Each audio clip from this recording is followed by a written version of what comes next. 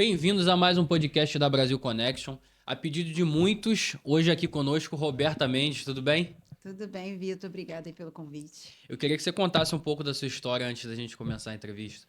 Primeiro, agradecer teu convite. É uma honra estar aqui falando para esse público. E para quem não me conhece, bem, eu sou, como você falou, né, eu sou arquiteto e urbanista. Eu trabalhei a vida inteira com regularização de imóveis, né? Ou seja, trabalhando o tempo todo com planejamento, organização e regularização do espaço público. E atualmente eu trabalho no gabinete do vereador Pedro Duarte, na Comissão de Assuntos Urbanos. Então a gente faz todo um aí mesmo que a gente faz todo um planejamento de cidade, porque toda a legislação, ou a legislação que chega vem para a gente poder debater, ou nós mesmos fazemos projetos de lei propondo aí melhoria aí na cidade. E como é que tem sido essa experiência no gabinete? Nossa, para mim é muito gratificante. Ali na comissão de urbanismo, vocês têm uma responsabilidade muito grande nessa pauta, né? Como é que está o andamento dos projetos, as discussões? Então, primeiro que falar da comissão, falo que a comissão ela mora no meu coração, né? É uma oportunidade ímpar dentro da minha carreira profissional da gente poder não só propor, mas existem vários pontos que no dia a dia nosso, urbano, no dia a dia da cidade, no dia a dia do deslocamento, da nossa vivência, tudo é um assunto urbano. E aí, quando a gente está à frente de uma comissão com a responsabilidade dessa, a gente traz um olhar muito mais apurado em relação a quem vive e frequenta a cidade. Então a gente não olha, a gente não pode olhar para uma legislação, um projeto de lei que chega, vamos pensar pontualmente nesse sistema. Não, a gente tem que olhar naquele reflexo como um todo. Então é muita responsabilidade, né, que a gente carrega aí dentro dessa cadeira. E onde você acha que o Rio está acertando e está errando no urbanismo, né, nessa área? Olha, essa é uma pergunta delicada, porque infelizmente a gente precisa dizer que mais erra que acerta. Quando a gente fala, né, em urbanismo, a gente está falando cidade, né, a cidade do Rio de Janeiro. E quando a gente fala de cidade, a gente fala de quem está dentro dela. Então, independente da região da cidade que você esteja, a gente tem que pensar que todo o planejamento urbano precisa ser voltado para as pessoas que estão utilizando o território, principalmente para as pessoas que habitam, porque são elas que se deslocam para lá e para cá todos os dias, elas trabalham, elas constituem família, elas constituem todo um universo em volta de uma rotina familiar, e nós, especialmente, estamos numa cidade extremamente turística.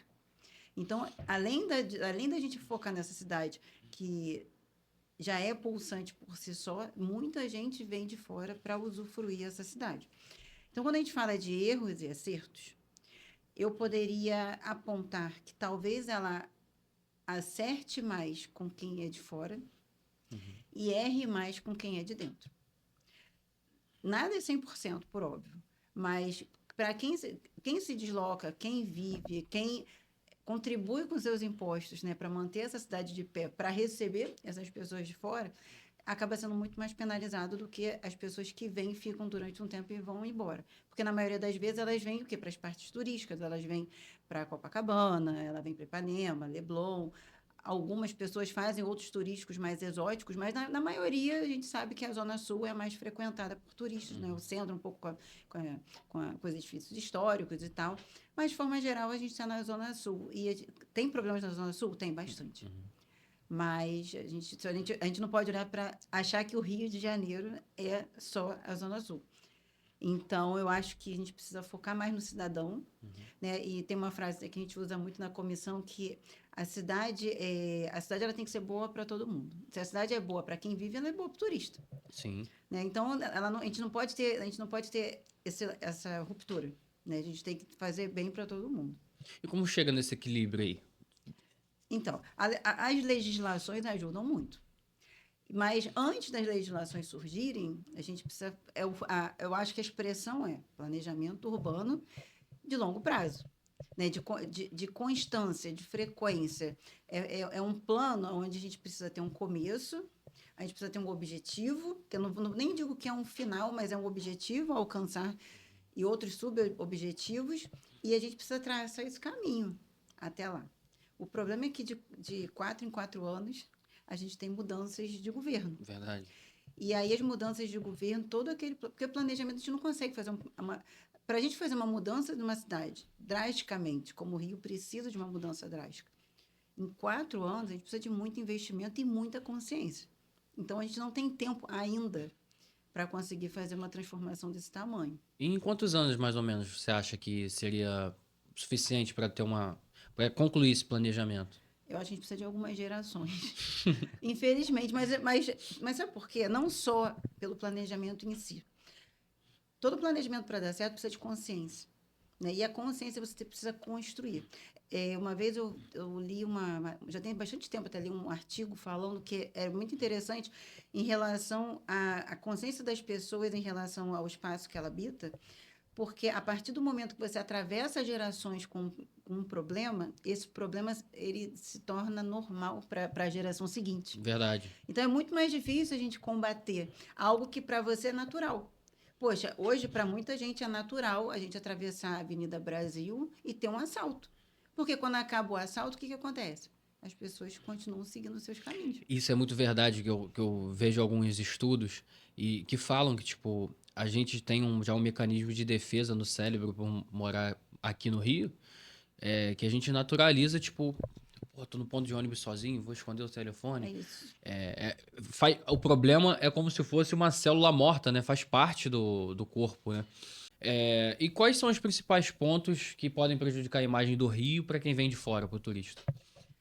Vou bater a bola para te devolver para a gente refletir junto. Uhum. Em vez de a gente falar do Rio, a gente vai falar da gente. Quando a gente vai tirar um momento de lazer e vai fazer uma viagem, mesmo que não seja de lazer, mas que a gente vai viajar, vai para algum lugar, a gente gera algumas expectativas. Ninguém gera expectativa de que vai ser assaltado, concorda? Verdade. Você pode até sair daqui, que é uma coisa muito comum, né? O carioca sai do Rio, chega em outro lugar com aquela sensação de medo, escondendo tudo, e as pessoas da região falam: não, calma, aqui não é assim. Respira, aqui não tem assalto, aqui não tem esses problemas, e a gente demora a relaxar. Mas eu acho que a gente tem que pensar o seguinte: eu vou para um lugar, eu vou para o lugar para usufruir, eu vou para passear, eu vou para contemplar, eu vou para passar um tempo de qualidade. Ninguém viaja para sofrer. Verdade. Né? Pode sofrer se estiver fazendo uma viagem a trabalho que ela não tem escolhido e ela não queira fazer, mas aí é uma coisa pontual. Mas, de forma geral, a gente escolhe a viagem que vai fazer. Então, imagina se a gente vivesse em outro lugar que não tivesse assalto, que não tivesse tantos problemas com segurança pública, a insegurança na rua, porque às vezes não é nem o assalto diretamente, mas é a sensação da insegurança. Pode não te acontecer nada, mas você não sabe quem vai surgir na próxima esquina. Verdade. E aí as pessoas vêm para o Rio. Aí elas chegam no Rio, elas querem andar como elas andam nas cidades delas. Uhum. Elas querem andar com o telefone na mão, porque, gente, olha que cidade linda que a gente tem. As pessoas querem tirar foto das paisagens. E vai dizer que você não anda na rua, você não vê assim, e ele é turista. Como é que a gente sabe? Dá para perceber a sensação de segurança que a pessoa tem e você não tem. Total, você vê que a câmerazinha pendurada, não vou nem dizer, porque tem gente muito loura, de olho azul, pele. Não estou dizendo isso, estou falando de comportamento. Sim. A gente vê que quem é da cidade, quem vive na cidade, fala que tem 2 horas atrás, na frente, 2 horas atrás, né? Porque a gente está o tempo todo assim, Verdade. quem está perto de mim. O turista não. Ainda mais quando tem um guia, aí mesmo que ele relaxa. Tem um guia mostrando tal, ele está olhando, está tirando foto, e a gente passa do lado. Eu passo com medo, eu falo assim, meu Deus, eles vão ser assaltados agora, eu vou sair de perto. A gente dá um Eu tenho um exemplo de uma coisa que aconteceu ao contrário. Eu tenho um tio que mora no Macaia, no sul de Minas, pouco conhecido, muito pouco conhecido. E eu fui com um primo meu que mora em São Paulo, que também não é lá muito seguro. A gente foi pra lá visitar meu tio. E a gente parou numa praça, aí um rapaz parou de moto, assim, acho que era entregador, não sei. Uhum. Só que a gente ficou assim, com medo, né? Que tava deserto, a gente ficou assim. E o rapaz percebeu, o do trailer percebeu. Aí ele falou assim: vocês não são daqui, não, né? Ele percebeu, sabe a percepção de segurança que a gente tem do turista, eles têm da insegurança nossa quando a gente vai pro interior. Total, porque a gente olha, né? Eu passei por isso também uma vez que eu fui pro sul. E chegando lá no sul, o pessoal parando, os muros baixinhos, as pessoas parando com o carro, deixando tudo aberto, chave na moto. Uhum. E a gente assim, não vai guardar, vai deixar. Não vai acontecer nada. Pode ficar tranquilo. Vai estar aqui, amanhã vai estar aqui de novo. Dormir com a porta escancarada. Exatamente. Aquela coisa bem de interior, né? Que a gente Sim. fala assim, ai, meu, eu queria morar no interior porque não vai acontecer nada na minha casa. Eu posso estar viajando, mas eu estava pensando nisso outro dia, justamente sobre o interior, que tem uma certa padronização das casas, né? É, você acha que esse modelo serviria para algumas áreas residenciais da cidade grande? Olha, agora você tocou em algo que eu tenho umas reflexões, às vezes até um pouco diferente dos urbanistas de forma geral. Não é uma crítica, mas é um pensamento de observação. Né? Eu moro no subúrbio, eu moro em Campo Grande. Então, eu atravesso a cidade todo, quase que todos os dias para resolver diversas coisas diferentes. Uhum. E isso é um lado bom, porque eu consigo observar as ocupações ao longo do caminho, como elas vão acontecendo de forma diferente. Você anda de trem ou metrô? Eu ando de trem, ando de metrô, ando de VLT, ando de ônibus, eu ando do que tiver. Você pode até emendar ali naquelas invasões na linha do trem ali, se você Sim, quiser emendar na resposta já, sua sim. opinião. Então, a gente começa a ver como o espaço ocupa. Quando eu ando de trem, não adianta, sou arquiteta, né? Então eu vou observar sempre Uhum. a arquitetura, o espaço urbano. Então, eu ando observando, às vezes eu até filmo e faço uns stories fazendo comentário. Como você observa ao longo do caminho como as coisas foram modificando. Então, quando a gente passa ali em... Meu Deus, fugiu o nome. Do bairro? Que passa a linha do trem logo depois de Deodoro. A Deodoro primeira estação logo depois de é Deodoro. Marechal. Marechal Hermes. Sou apaixonada por Marechal Hermes. Uhum. Sou apaixonada. Marechal Hermes é uma vila operária. Né? Todas aquelas casinhas. E ali você observa como que funcionava. E isso é uma crítica que eu sempre fiz. As pessoas, hoje, a maioria das pessoas para trabalhar precisa se deslocar de ponto a ponto. Né? Você vê a história da linha do trem, a linha do trem inicialmente foi criada ali para o deslocamento de grandes cargas e depois virou deslocamento de massa de trabalho, que são as pessoas de ponta a ponta, e esse modelo ficou. Ficou porque falta alguém pensar. Só que como funcionava antigamente? Mas tem Marechal, além de Marechal, Bangu. Bangu também é muito bonito. Bangu, pensa em Bangu, que eu acho que fica até um pouco mais fácil da gente. Eu gosto de Marechal por conta da arquitetura, eu acho Sim, eu lindo. também acho. Acho aquilo assim algo que a gente está perdendo, inclusive, né? Tem muito imóvel ali já sendo destruído. Verdade. Mas vamos pegar o raciocínio de Bangu. Como que Bangu nasceu? O que nasceu em volta de quê? Da fábrica. Fábrica Bangu, em volta o quê? As casinhas operárias. Então, olha como era, olha quanto tempo tem isso e quanto disso se perdeu.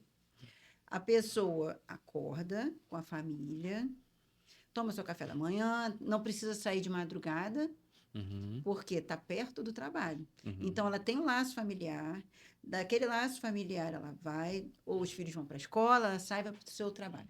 Uhum. Trabalha o dia inteiro, acaba o trabalho, ela já está perto de casa. Encontra novamente a família, senta todo mundo para jantar, fala como foi o dia, estuda com as crianças na escola, senta um pouco no subúrbio, tem muito isso, senta um pouco na calçada, né, para conversar um pouco com os vizinhos, descansa um pouco, já chega o outro dia. Uhum. Isso é uma qualidade de vida. Com certeza. Com Hoje, certeza. quem mora perto do trabalho paga caro. Mas hoje, por quê? Porque o trabalho saiu de perto da casa das pessoas.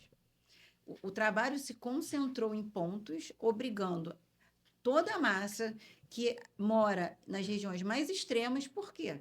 Porque quanto mais longe do trabalho, acaba sendo o quê? Mais barato o metro quadrado. Você não tem. A pessoa que ganha hoje um salário mínimo e trabalha no centro do Rio, jamais vai ter condição de morar lá do lado, se não for, por exemplo, por um sorteio de Minha Casa Minha Vida faixa 1. É impossível mesmo.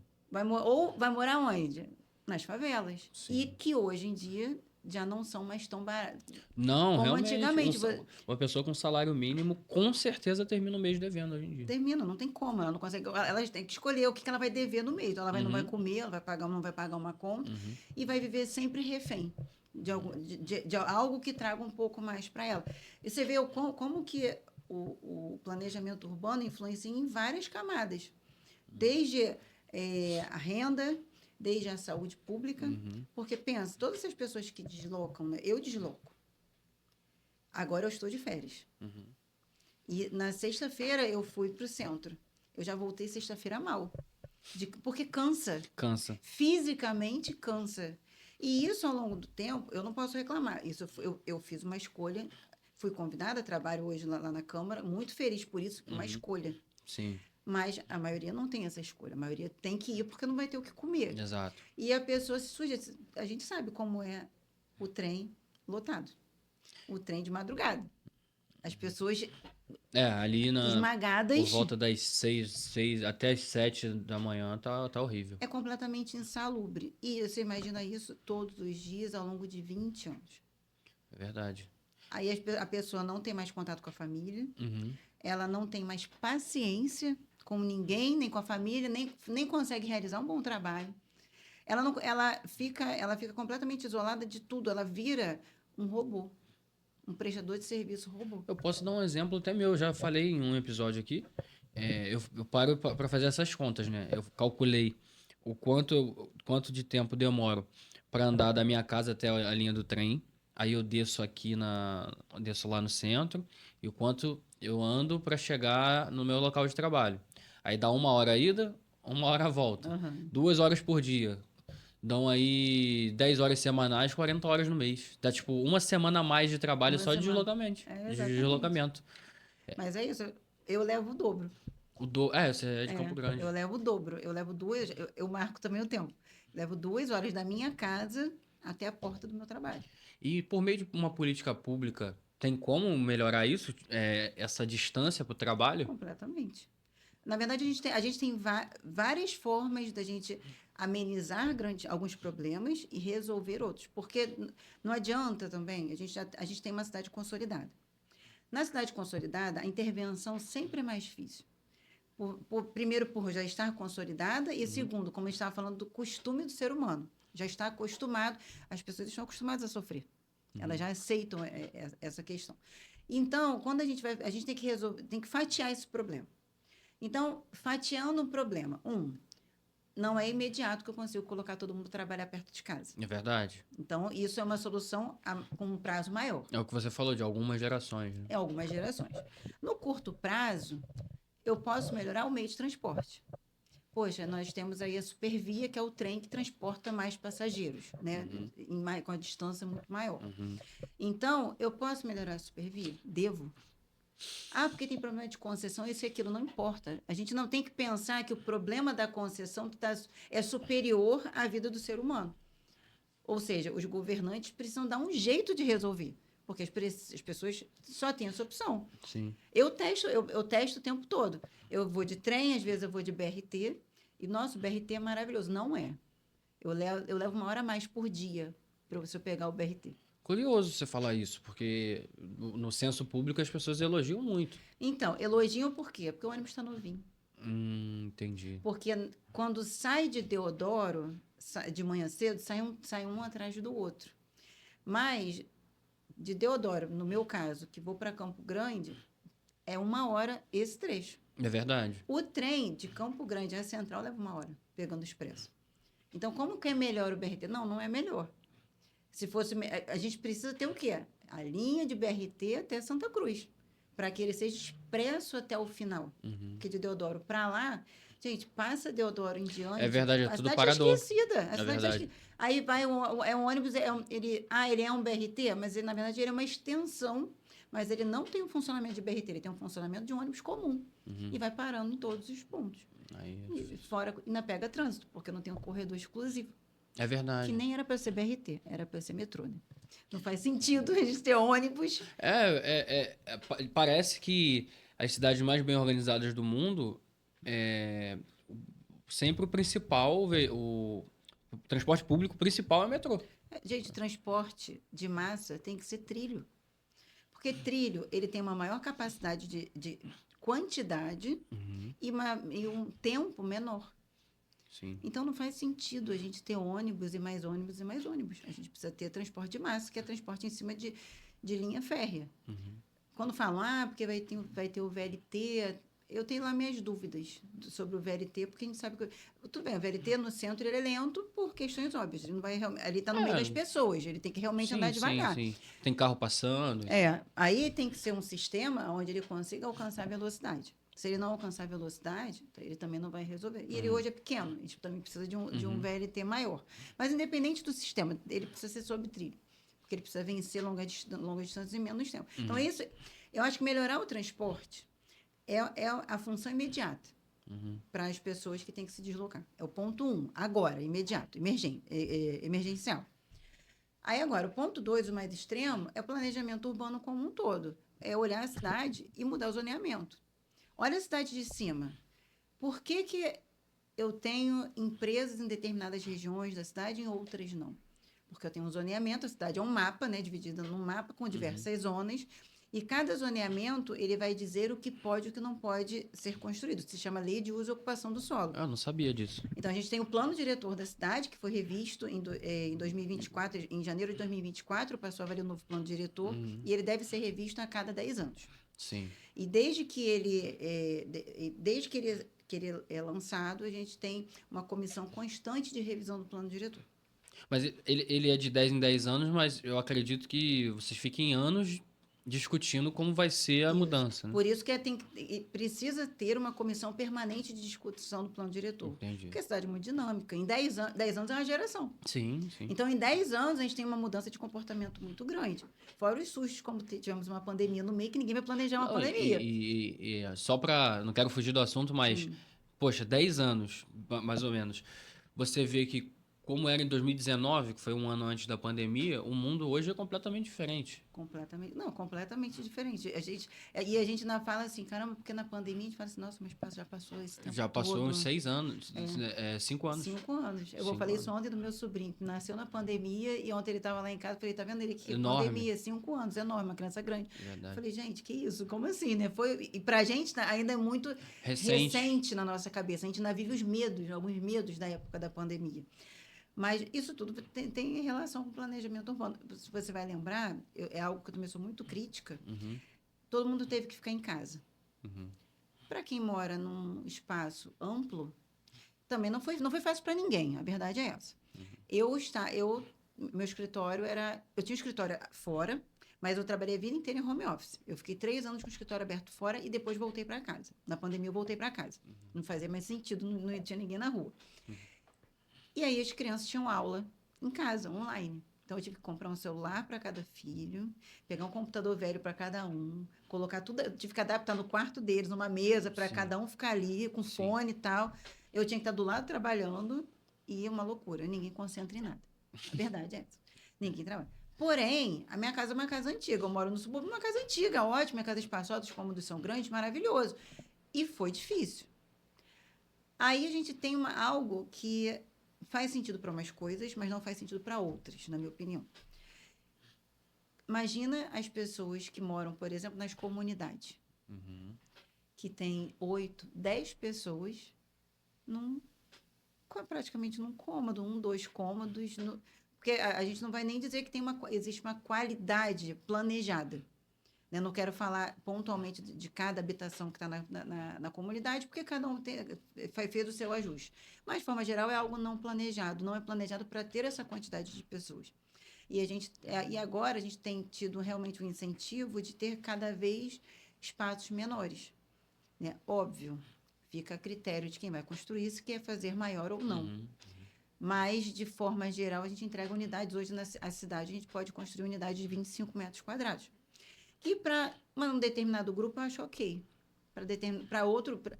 É questão do seu contexto de vida, né? Exato. Você está solteiro, você está com família. Exato. Eu acho assim, do ponto de vista legislativo, eu acho que faz sentido, sim, a gente ter um limite pequeno, né? Um limite mínimo pequeno, para te dar flexibilidade na hora de fazer arquitetura, na hora de você projetar. Para quem você está projetando?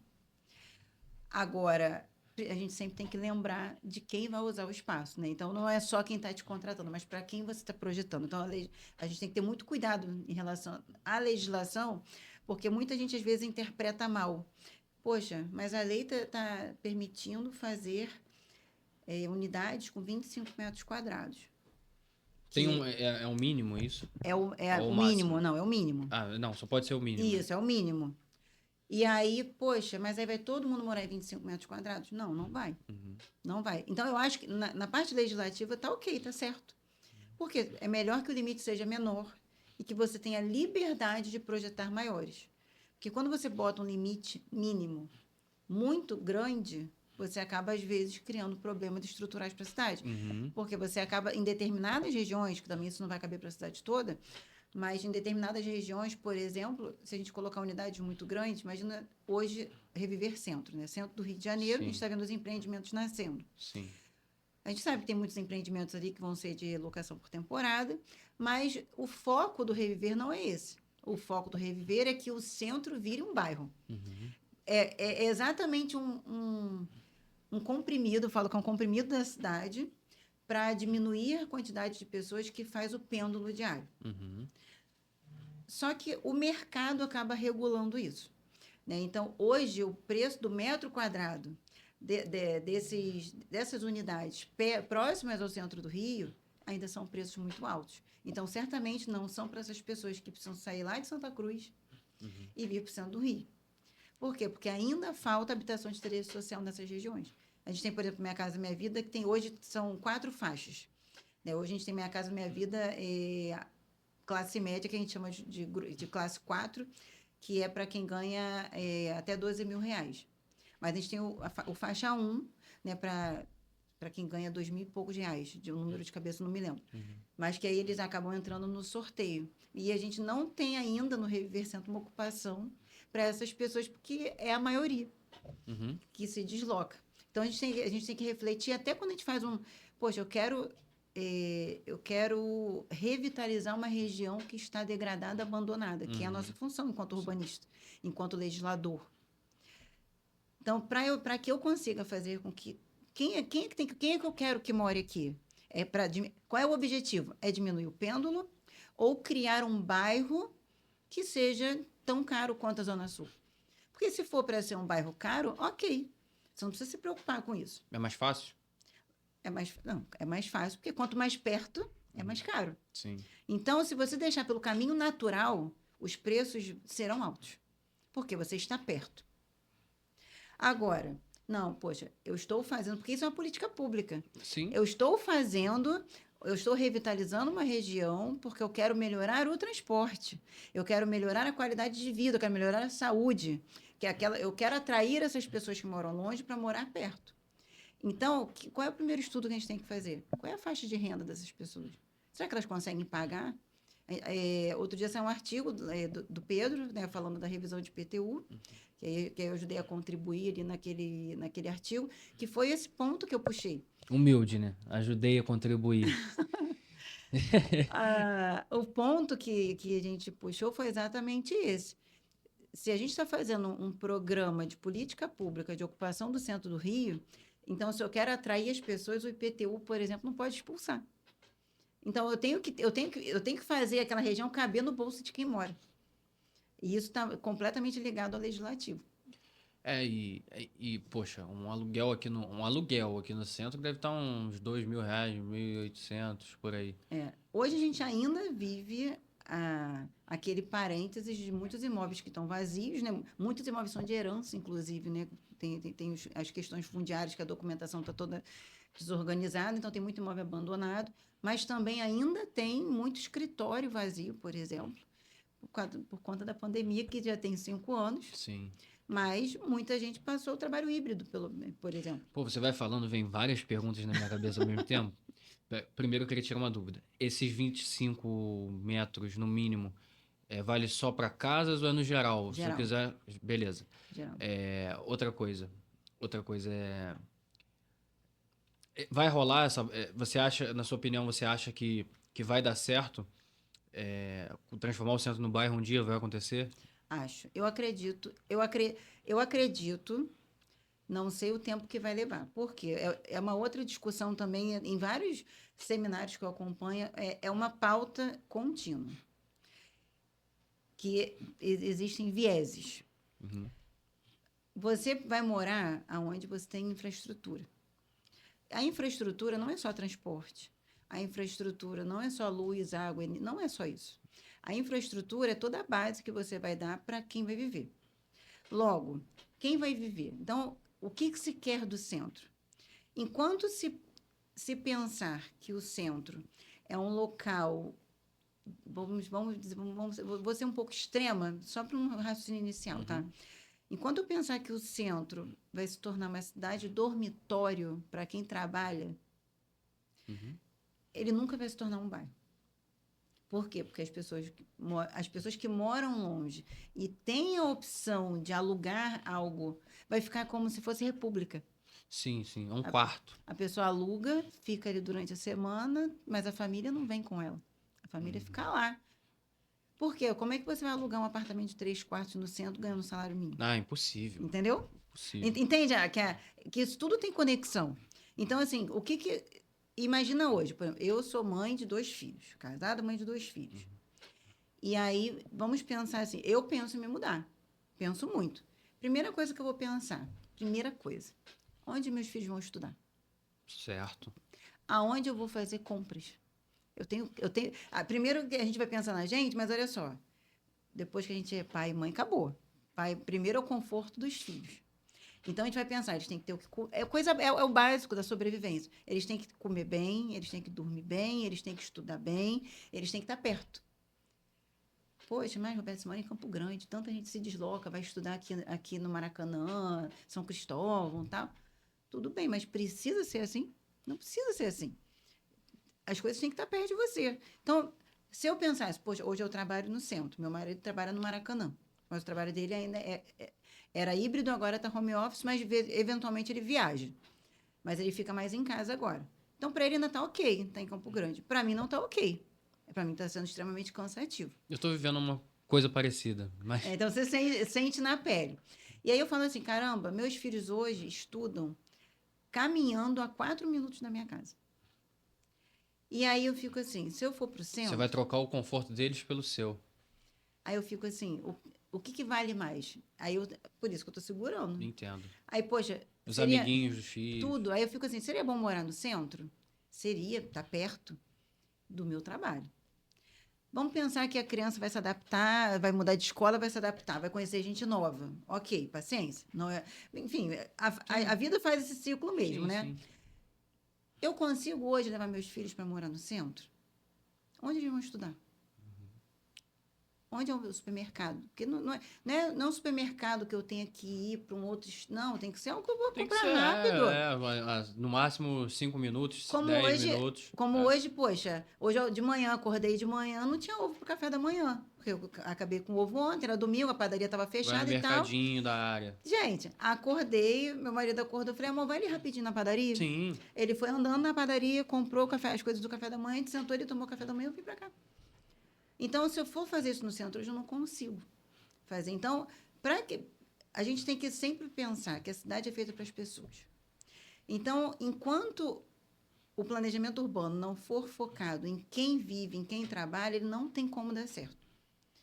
E por mais que a gente pode ter 1000 discursos, porque lá fora, porque na Europa, porque aconteceu de tal jeito, a cultura é outra. Sim.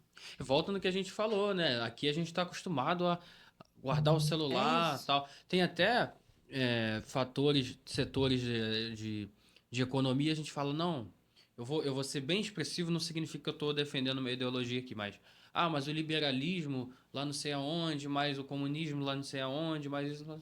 Pô, o Brasil tem um sistema próprio é tão enraizado as coisas Sim. aqui, a gente tem um sistema próprio, tipo, esquece a ideologia do século passado, seja pragmático e faça o que tem que fazer. Mas, enfim, continua, perdão. Não, eu concordo com você. Eu acho o seguinte, não é que a gente não tem que ignorar o que acontece fora, não. Sim. Isso tudo é estudo. E não tem como a gente dizer, porque a gente vai ignorar uma coisa que está dando certo lá fora. Não. Mas não é pegar e replicar. Uhum. É pegar e ver se é possível adaptar. Porque não adianta. Eu tenho uma crítica bem severa, que rolou até um estressezinho na época. Foi polêmico. Sobre o plano diretor, que ele traz algo que, na teoria, é perfeito. Muros de até 1,10 m de altura. todo imóvel tem que ter muro até 1,10 m de altura e você No pode... mínimo. No máximo. No máximo. E se você quiser proteger um pouco mais, pode ser vidro ou grade, para manter o que a gente chama no urbanismo de permeabilidade visual. Na teoria, é perfeito. Quando a gente pensa em cidade do interior, como a gente estava falando, Sim. como são os muros? Baixos. São baixos. Quando tem, às vezes nem tem. Alguém entra na casa dessas pessoas? Não. Não. Por que a pessoa tem muro baixo? Porque ela está tranquila. Ninguém quer viver num presídio. Porque o que a gente faz com as nossas casas? A gente levanta o muro, bota concertina, arame farpado, que nem pode, e a gente fica numa prisão. A gente faz eu falo que nós vivemos na nossa prisão, cada um Sim. na sua prisão, porque a gente tem medo de andar no espaço público. Por quê? Porque você vai para o espaço público, você vai ser o quê? Assaltado. Quando eu volto hoje eu vou e volto de trem. Mas durante muito tempo eu estava voltando de ônibus, porque eu fico testando. E aí, para eu voltar de ônibus, eu tenho que descer, tipo, a 400 metros da minha casa. É uma rua só, seguindo a minha própria rua para chegar na minha casa. E eu parei de fazer isso, apesar de me deixar mais perto do que o trem, porque o trem eu tenho que descer e tenho que pedir um Uber. Porque se eu pedir um ônibus, eu vou descer longe e não vou ter que andar um pedação a pé, no escuro. E aí eu parei de andar assim. Por quê? Porque começou a ter notícia constante de moto assaltando nesse trajeto. Um trajeto, a minha própria rua, que não é uma rua perigosa. Uhum. É uma rua de oportunidade. Tem alguém andando sozinho na rua, um motoqueiro para ali e te assalta. Então, a gente tem, de uma forma geral, né? A gente tem tantas pequenas coisas que a gente pode melhorar. Uhum. Poxa, todo mundo pode andar, deve andar na rua. Todo mundo tem que andar com tranquilidade. Finalizando a questão do portão, logo que saiu o plano diretor, poucos meses depois, 2, 3 meses depois, meu pai foi assaltado dentro da casa dele. Dentro da casa? Dentro da casa dele. Não era muro baixo, o muro dele era alto. Mas tinha um trailer abandonado, encostado no muro, e aí o bandido Subiu o trailer e entrou já sabendo que ele é idoso, meu pai morava sozinho, e hoje ele já voltou a morar com a minha mãe. É uma história engraçada de família. Mas aí ele morava quase uma casa do lado da outra. E aí, enfim, ele morando sozinho ali. E aí a gente falou, não tem como você viver sozinho, vamos voltar para casa. E aí o bandido pulou lá, botou a faca no pescoço do meu pai, deitou ele no chão com a faca, ele mal anda se arrastando assim devagarinho, imagina, né? Foi muito agressivo, não machucou ele, mas traumatizou.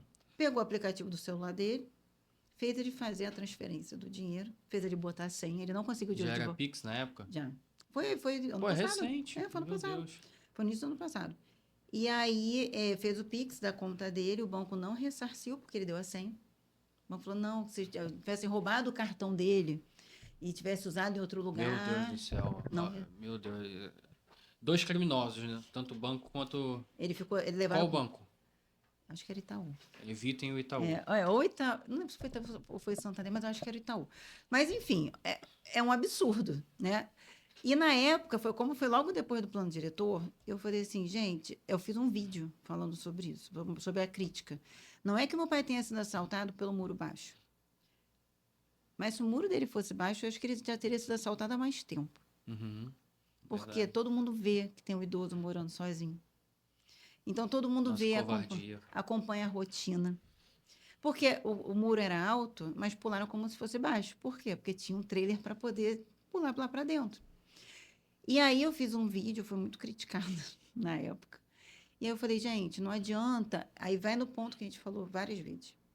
Não adianta eu pegar uma experiência de outro lugar e inserir aqui, enquanto eu não devolver para a população a sensação de segurança dela. Sim, esteticamente é bonito, um muro baixinho, bonitinho, mas a gente tem uma outra realidade. Se eu moro num condomínio, um prédio de apartamentos, eu me sinto mais segura. Por quê? Porque tem a portaria, até chegar na minha unidade, né? Tem a portaria, tem o portão, tem câmera. Mas quem mora em casa tem que ser condenado? Verdade. Porque... aí o que eu escutei, né? Que pode até fazer sentido. O bandido evita o muro baixo, porque as pessoas estão vendo ele entrando e tal. Mas espera aí, a questão não é o bandido direto, É a tua sensação. É você estar dentro da tua casa com teus Todos os filhos, dias. com teu filho, você olhar na tua rua, como eu vejo na minha casa. A minha casa tem, por um acaso, tem 1,10 m e tem grade. Uhum. E eu fiz algo, olha só, eu urbanista, trabalhando no legislativo, e eu fiz algo que está fora da lei. Eu plantei uma ora pronobis, que é cheia de espinho na minha grade. Mas por quê? Porque todos os dias passa um monte de gente esquisita na porta da minha casa. A iluminação da rua não é muito boa. O meu vizinho tem um ônibus e ele sai 4 horas da manhã de casa para trabalhar. Ele foi assaltado na porta do ônibus dele, na frente da casa dele, que é do lado da minha casa. E aí, você acha que eu, mãe de 2 filhos, vou dormir tranquila com o muro baixo?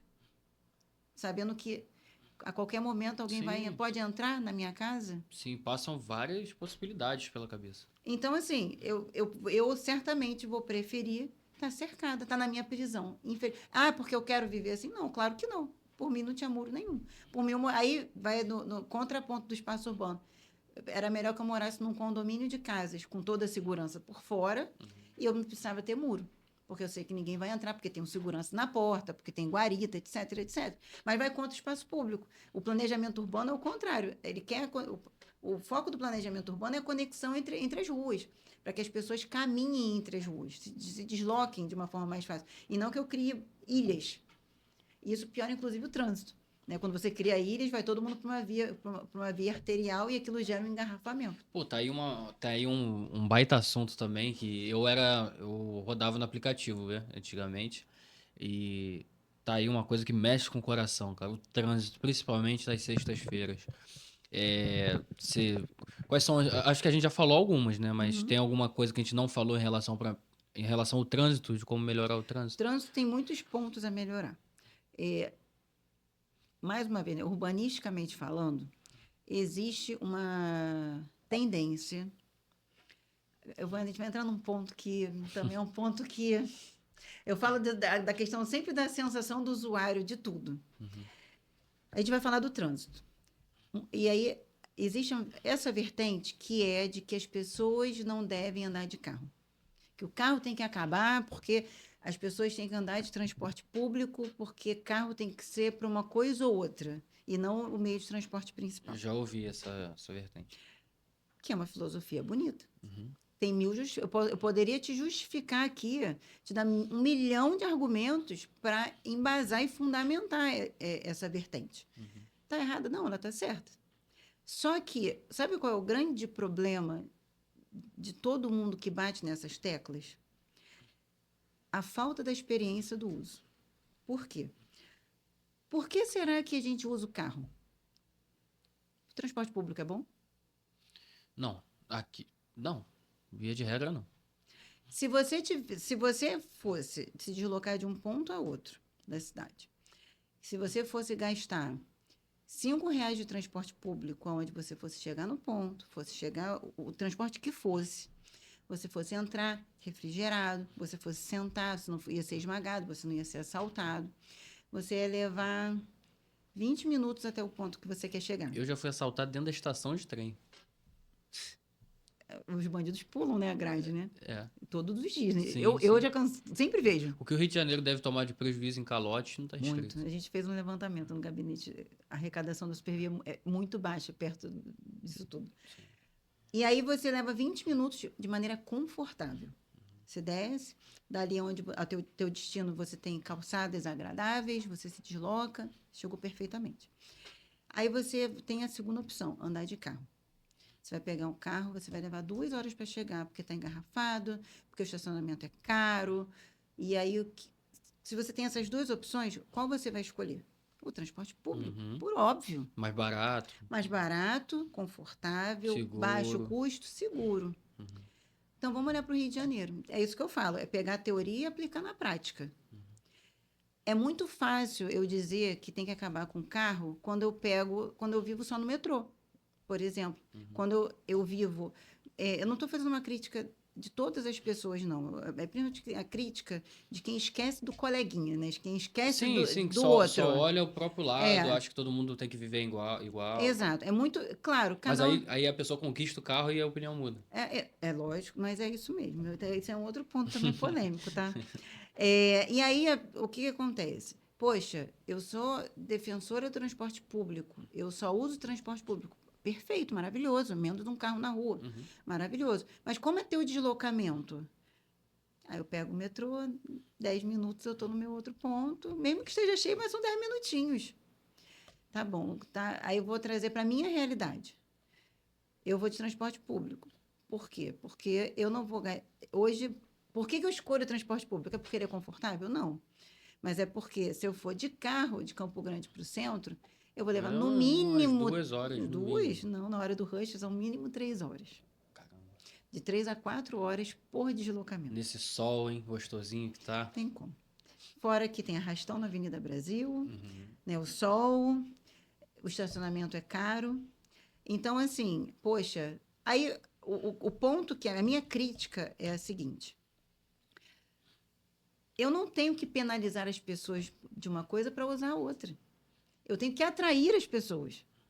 Então, se eu quero que as pessoas andem de transporte público no Rio de Janeiro, eu tenho que fazer um transporte público de qualidade. E não penalizando quem anda de carro, destruindo a Avenida Brasil. Porque com o lançamento dos BRTs, o que aconteceu com a Avenida Brasil? A Avenida Brasil acabou. Transformaram numa Avenida das Américas mal distribuída. Horrível. Tem vários problemas. Nossa, Tem vários, incontáveis. tem vários problemas. Mas um básico que eu acho que até uma criança sabe, que em via principal não anda ônibus nem caminhão. Isso, eles têm uma velocidade menor, eles têm que ir para a pista da direita. Uhum. A alta velocidade tem que ser ali no meio. Sim. Quando eu pego a Avenida Brasil, principalmente quando eu dou aula aos sábados, que eu vou para Bom Sucesso. Porque o tempo que eu vou levar de Campo Grande a Bom Sucesso é tão absurdo que eu vou de carro. Aí leva 1 hora e pouca. E aí eu vou pela pista de fora. Eu vou pela pista da direita, que é toda esburacada, toda irregular, Verdade. que a pista do meio já está mais reformada, apesar de estar toda cheia de zigue-zague, mas está toda irregular, mas as pessoas andam no meio. Porque tem ônibus, tem caminhão, todo mundo no meio. E a pista lateral vazia, um pouco. Aí eu vou por fora, chego Você no acha que mesmo instante. melhoraria se fizesse aquele esquema? Por exemplo, na faixa de BRT, não, de ônibus, parece que são de 6 às 10 é proibido, e depois das 4 às 8 é proibido. Você acha que funcionaria se fosse nesse esquema, tipo, proibido caminhão tal horário na pista do meio, até tal horário, depois liberado, quando aliviar, porque é no horário de rush que é proibida a Sim, faixa de ônibus, né? Você sim. acha que funcionaria bem nesse caso? Eu acho que soluções de curto e longo prazo, eu acho que a solução de curto prazo é tirar caminhão e ônibus da pista do meio. É tirar. É fazer a faixa do meio a faixa de alta. Não tem como, eu sei que não tem como a gente chegar em alta com o traçado que ficou uma porcaria. A Horrível. quantidade de quinas que causam acidentes eles são enormes. A gente está falando de Avenida Brasil, que cruza a cidade de ponta a ponta. Isso tinha que ser uma reta. Mas tem várias quebradinhas por conta das estações do BRT. Pistas mais estreitas, fazendo vários zigue-zagues. Mas paciência, já está lá. Isso era para ter sido visto há 20 anos atrás, quando fizeram o projeto. Mas o básico. Eles demoraram 20 anos para entregar Não, isso? foi na primeira gestão do Eduardo Paes que começou a licitação. Caramba. O projeto anterior. Meu Deus. Olha quanto tempo tem. Meu Deus. E, Incrível. quando, naquela época, já era um atraso o seu ônibus. Por que já não foi desde aquela época sob trilho? Por que não? Eles tiveram 20 anos para pensar nisso. Pois é, ele citou e a obra foi rolando ao longo desses anos todos, né? Problemas políticos, né? E não é problema político e junta com a técnica, né? Porque o técnico é obrigado a servir o político. É verdade. Né? É triste, é triste. A gente vê difícil. sempre isso acontecendo. O técnico tá dizendo, não é por aí. Não, mas aqui me dá mais votos. Total. Total. É muito, como minha mãe diz, é desafiador. Para não falar que é desânimo, né? Não, é desafiador. Mas Eu acredito assim, que até por isso você foi candidato no passado, porque eu fico imaginando, eu não sou um cara técnico, eu sou um cara prático. Só que eu fico imaginando uma pessoa técnica, que estudou anos o assunto, que se preparou, e ter que não é o seu caso, mas tem que se submeter a um que também acho que não seja o caso do Eduardo Paes também, mas ter que se submeter a um jumento. Estou falando de um sim, político qualquer, assim, né? sim. Não estou citando nomes nem mandando direto para ninguém. Mas imagina uma pessoa técnica que estudou ter que se submeter a um jumento, um cara que não sabe nada. Não, cara, isso aqui vai me dar mais voto, faz assim. Deve ser horrível. Muito difícil. É muito difícil, com certeza muito difícil. Porque a pessoa vai falar assim, não vou fazer, vai perder o emprego dela. É. É uma situação muito delicada. Mas eu vim candidata, né? Eu fui convidada, né? Porque, na verdade, eu nunca imaginei trabalhar com a política. Eu sempre regularizei imóveis do balcão para fora da prefeitura.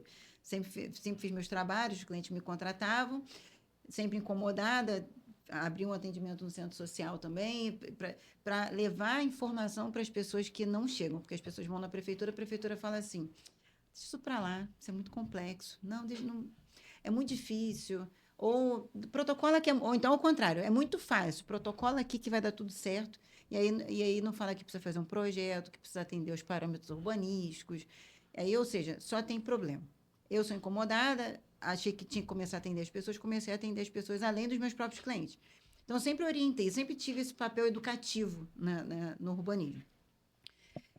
E aí, de alguns anos para cá, eu venho recebendo convite e minha resposta sempre foi: você tá maluco? O que eu vou fazer lá dentro? Eu não tenho nada para fazer lá. Eu sou técnica. Então, assim, o que eu tiver que fazer é técnico. Então, assim, não sei, não sou política e tal. Mas eu preciso admitir que eu levei 2 tapas na cara, assim, quando eu entendi que isso seria hipocrisia da minha parte. Uhum. Porque, tudo bem, eu sou técnica, ótimo, né, que eu sou técnica. Então, eu tenho que ser técnica e tenho que ter voz. Senão eu vou estar sempre me submetendo Alguém que não a tá alguém preparado. que não está preparado. E eu vou te falar uma coisa. O primeiro episódio aqui foi com o Bruno Casuhiro, que é outra pessoa Que eu tem, sou fã. que tem muita informação, muita informação. Ó, eu recebi aqui o Bruno Casuhiro, o Hélio também, que é um cara muito técnico, muito preparado. O Murdoch, sem Sem comentários. palavras. E te faço esse elogio também, você também. Obrigada.